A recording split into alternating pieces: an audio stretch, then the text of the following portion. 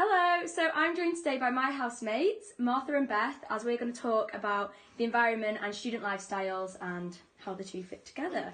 So firstly, how environmentally friendly do you think student lifestyles are and why?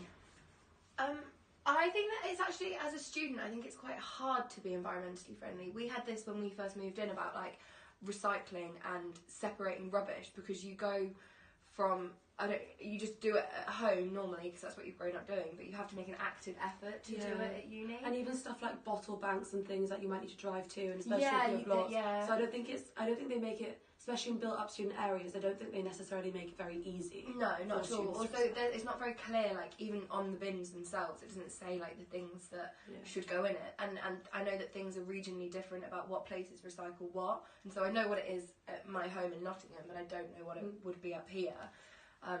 So I think that it's tricky. I think that another thing is like, in terms of like electricity as well, this is the first time that you're having to pay for your own bills. So I think that is an aspect that makes you feel a bit more conscious, because you're turning the lights off not just for the environment but also to save yourself money, cash. Do you need to do more, or do you think students just aren't bothered and they know? I do think that it's hard for students and young people in general to be aware of the effect that it's having on them, because by dropping a piece of litter, or by leaving a light on, or by dropping a cigarette butt, you don't see any like immediate adverse effects from it. You're quite like unaware of the damages that it could be doing in the future, because it is a prolonged effect that it is.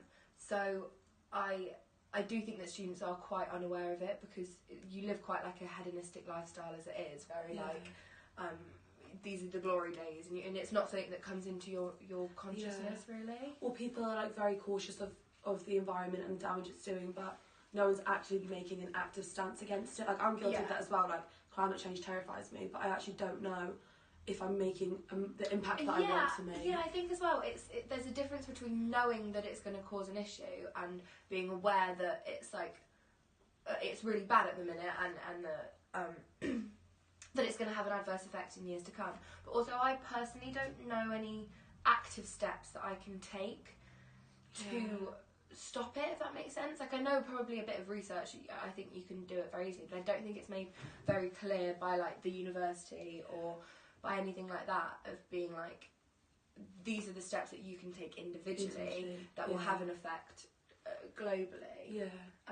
Brilliant. So just basically going forward, we just need to see a lot more student aimed propaganda, definitely. but almost Things that you know that you can do individually as a student on a day-to-day that isn't gonna like cause you a load of issues. You don't have to go on rallies and marches and things like that, but little things that you can do. Because I don't particularly know statistics. I know like rubbish is a big thing, I know plastic's a big thing, I don't know whether it's turning lights off, I don't know what is the like pressing issues at the minute of things that I need to change first. Personally do.